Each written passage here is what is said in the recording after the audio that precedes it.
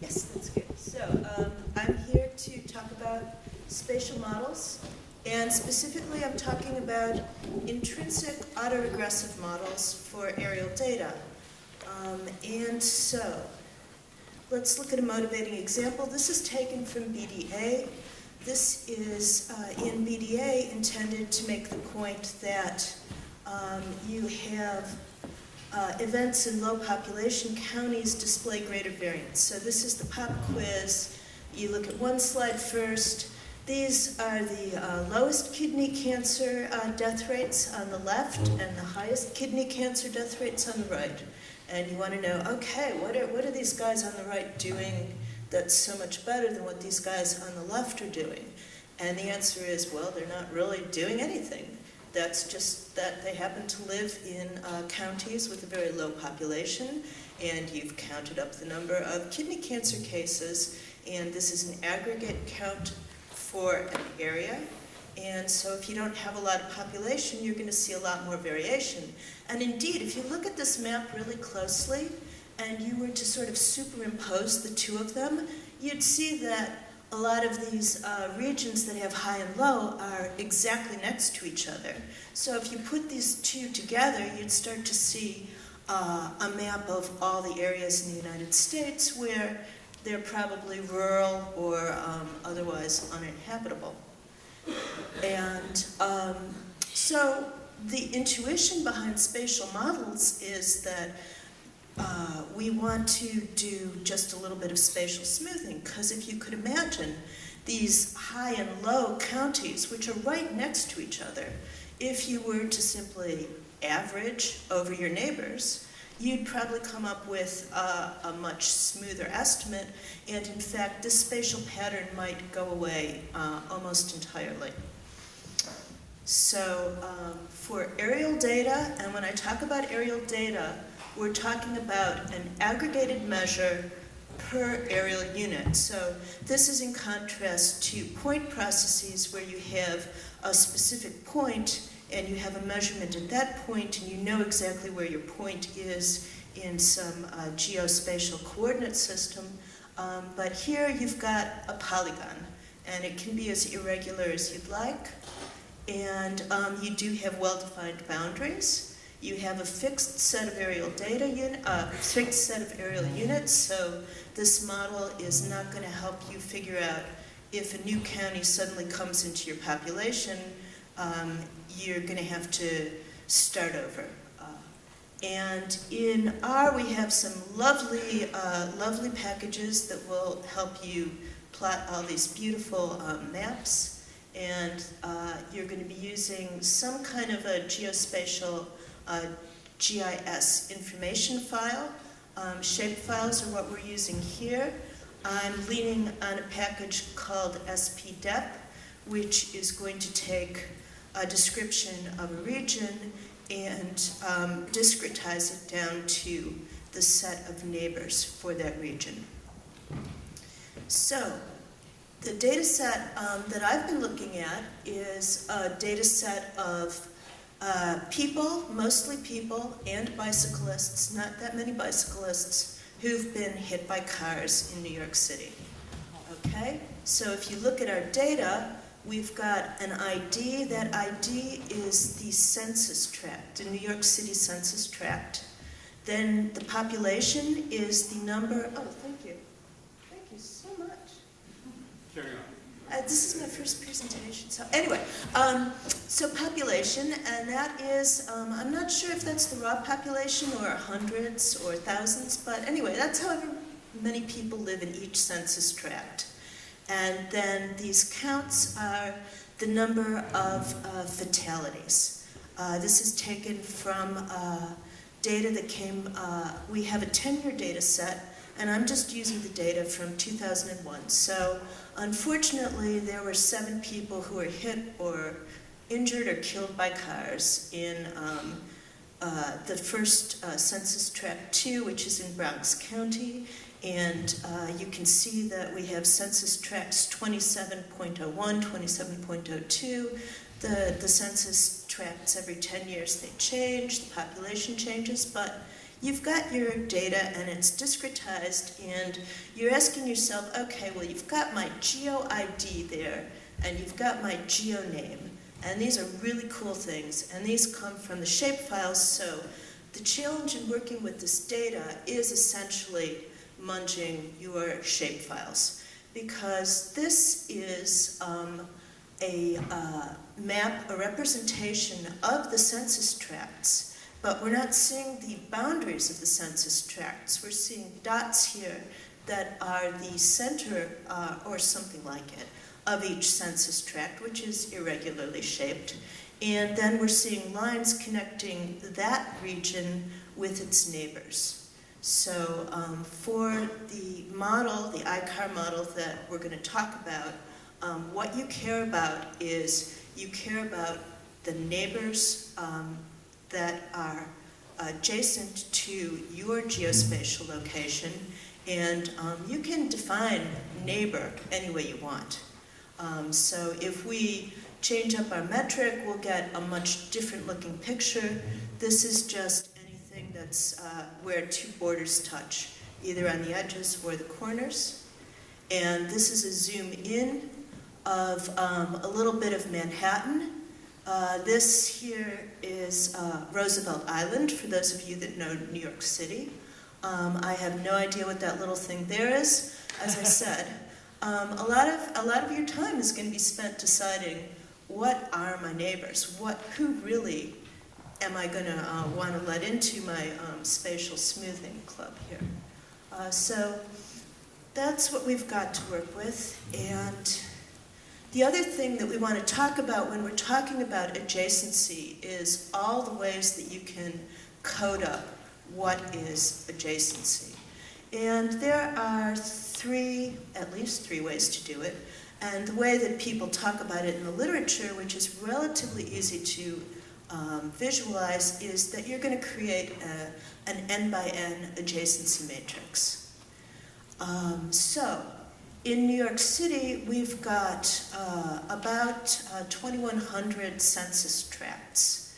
And if you put your census tracts, get your shapefile, and you put it through the spatial depth program and say, tell me about the neighbors, get all the neighbors for all the census tracts, what you'll find out is that most census tracts have only about 8 neighbors. So we're going to think about this 2,100 by 2,100 matrix, where on most rows, you're only going to have 8 cells that are giving you information about who the neighbor is. So the default assumption is that you're going to have some kind of adjacency encoding where things that aren't neighbors are going to be coded up as 0, and things that are going to be coded up in a way that is either binary 1, 0, or perhaps you could have anything else you want in terms of distance or weighting. But you code up the entries in your adjacency matrix. And the other way to look at a structure is as a graph, where all of your regions are the nodes in the graph, and if 2 regions are neighbors, then there's an edge between those 2 neighbors. Graph encodings, when you're dealing with a large sparse matrix, are much more efficient. And finally, then there's the R way, which is to have a list of lists that's really difficult to work with in anything other than the R packages that have coded up that list of lists. So, without further ado, the ICAR model. The ICAR model was introduced by Julian Bessig in 1974. He actually came up with the conditional autoregressive model, and the intrinsic conditional autoregressive model is an intrinsic version of the conditional autoregressive model. So, again, we have this notion of your spatial interactions are going to be a vector of phase, and you're going to have an n by n adjacency matrix for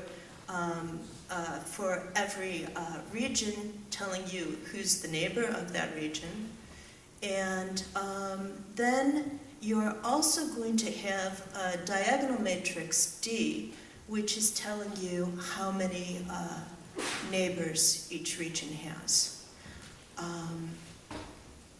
And the conditional specification shows you what's going on. So here we have the conditional specification of the spatial weighting scheme, where for every phi sub I, conditional on exactly those phi's which are neighbors of phi I, you're going to have a normally distributed random variable where you have the located where you average over the phi i's of the neighbor divided by the number of neighbors, and the variance is 1 over the number of neighbors with some tau that's your variance. And so what this says is that my phi is going to be borrowing information from the values of my neighbors, and the more neighbors I have, the less variance, because now you've got more inputs to your phi I. So it's doing exactly what we suggested in looking at that map, is you're just sort of averaging over your neighbors. The joint specification, which does in fact come from, getting back to the previous talk on particle physics, was derived from looking at the positions of particles, and it's a really, really brilliant piece of reasoning to get to this joint specification. But this joint specification is in fact a multivariate Gaussian. And so we've got a multivariate Gaussian for each phi, which is centered at 0, and then the variance is described by this rather mysterious, if you're not really into matrix algebra, equation, tau times the diagonal matrix minus the weighted matrix, that the inverse of that for. And I don't have time to go into the math, but what Bessig did when he figured out the intrinsic conditional autoregressive model was he did a bunch of math and a bunch of algebra, and he came up with this really cool pairwise difference formulation. So we can compute with that very nicely. So Bessig was interested in using Gibbs sampling to compute these ICAR models, and this is really convenient for us in Stan. So for each phi, what we're going to do is we're interested in computing the squared difference, the distance between its neighbors. And we just sum that all up, and that is going to give us our spatial random variable for spatial smoothing. There is one price you have to pay for the simplification of the ICAR model to get to this really, really simple expression, which, by the way, does not involve a matrix determinant and lets you compute things really quickly. You're going to have to add a sum to 0 constraint because it's non-identifiable, and you can only have an ICAR prior. It's completely improper as a likelihood, but it makes a great prior. So this is a Stan program, and this is just a program fragment, really, which shows you how we code up the ICAR model in Stan. And in the data block, it is assuming that we have transformed our adjacency matrix into a graph, and that we're just coming in with the number of regions, number of aerial units we have, and the number of total edges in the graph, and these are undirected edges, and we represent the undirected edges in the graph using a pair of arrays where the first node 1 and node 2 are just lined up into parallel arrays so that we can use it to compute the pairwise difference. So it's a standard way of coding up a graph, and then we're going to compute our spatial random variable phi. And because we have a sum to one constraint, we have to implement it using the standard sum to one constraint as is presented in the Stan manual. So that's this. We start with our actual vector n minus of the actual phi parameter. And then in the transformed parameters, we're going to declare the phi parameter that we're actually going to be using when we do our calculations. So we have phi raw as a parameter. We have the transformed parameter phi. And what we do is we simply copy phi raw into phi for the first n minus 1 elements, and then we let the last element equal the negative of the sum of the first n minus 1 elements, and so the whole thing is going to add up to 0. And this looks pretty economical because we've used vectorized expressions to do it, and so far we're cruising along, and now we get to the final piece of the puzzle, which is in the model we can compute this likelihood, actually this prior, and we compute it by just doing target plus equals, and this is again, dot self is just a clever way of saying multiply of squared. So we've got the difference between the vector node 1 and the difference between, but we've got sorry, I'm messing up. So we've got this vector, n-length vector phi. So we want to get to computing this pairwise difference phi I minus phi j. Those are coded up as the nodes here. Node 1 and node 2. So those are all going to hold, you'll notice that we have the constraints on node 1 and node 2. Those are integer arrays that have values between 1 and n. That's because each one is just referencing that node, that phi I. So they're holding the indexes here. And so, again, we're going to be having phi at index I minus phi at index j. And we're going to have that whole quantity squared, so we use the dot self. It's really, really, really clean. It's one of the first things that people were asking for when we got the first Stan groups up. People were like, so how do you do an ICAR model in Stan? And this is how you do it. And here, I don't know how well you can see this. This is taking the New York City data set and just looking at Brooklyn. So standard procedure for this model is for me to show you a map of Scotland and the incidence of lip cancer in the mid-80s. We're going to change it up. So the top left quadrant, that's just showing you the number of accidents in each census tract in Brooklyn. And the layout here is not exactly geographically accurate.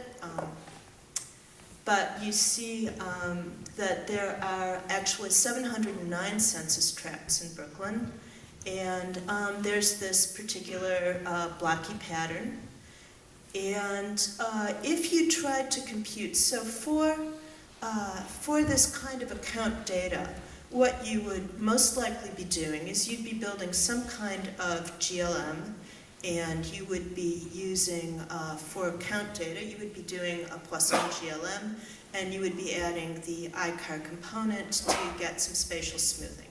So what I've done here is I have a simple Poisson model, which is the top right, And in the Poisson model, I just fit the data of population per census tract as the exposure term and or log of that, and the number of events as the count.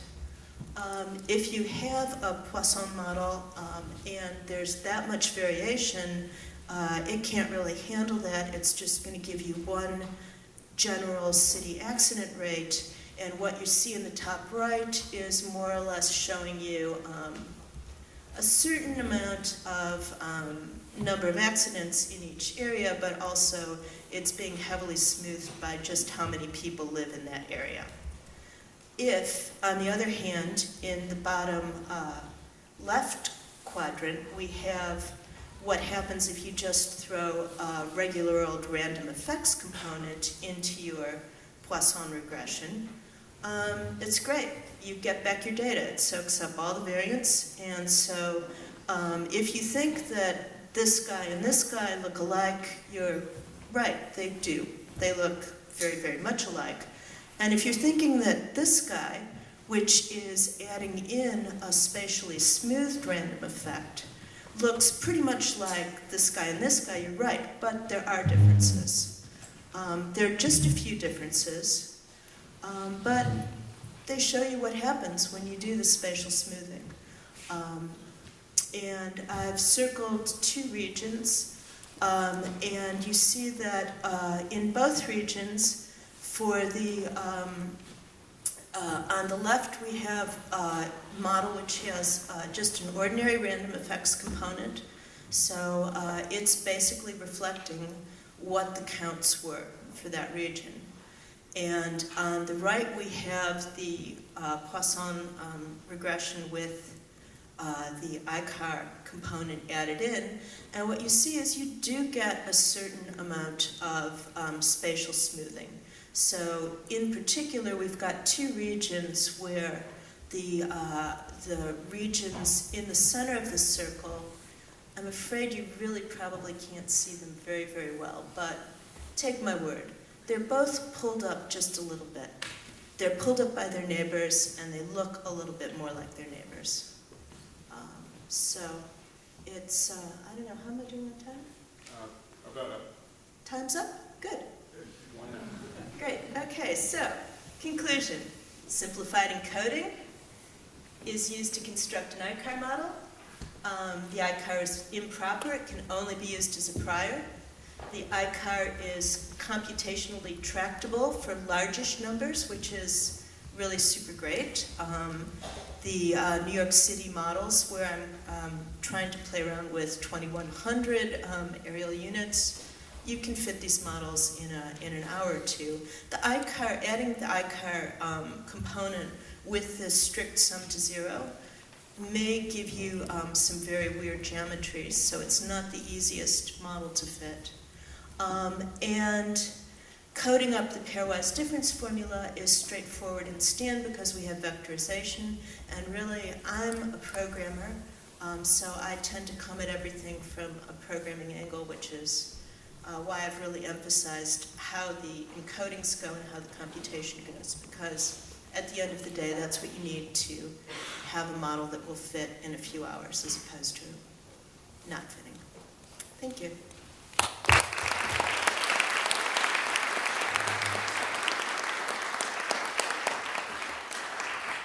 Questions?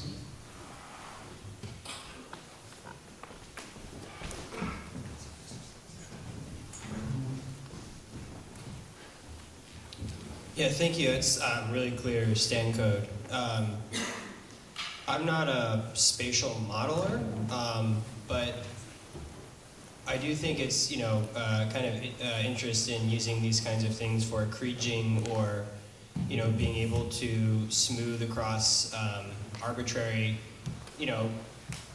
smaller units than what you have in the data and stuff like that. Do you have code out there for that condition, especially be able to get even like be able to propagate the uncertainty in the estimates into like a prediction about where that smoothing might be in between those nodes?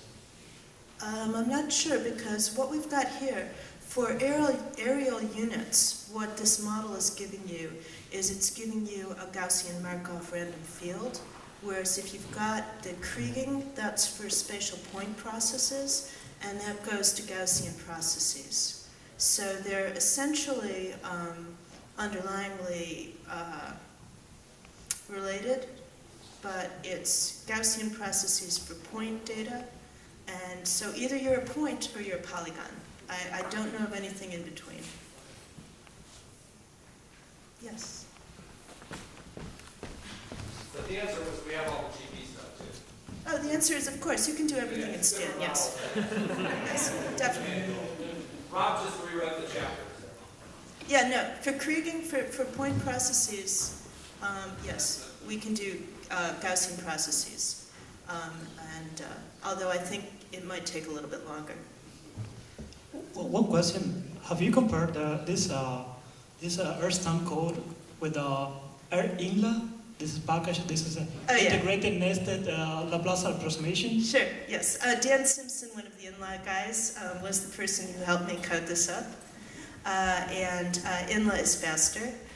What's interesting is INLA does, even though it's a Laplace approximation, INLA does give you pretty much the same result. And we're working with Dan to see exactly more on that comparison, because it's a very important one.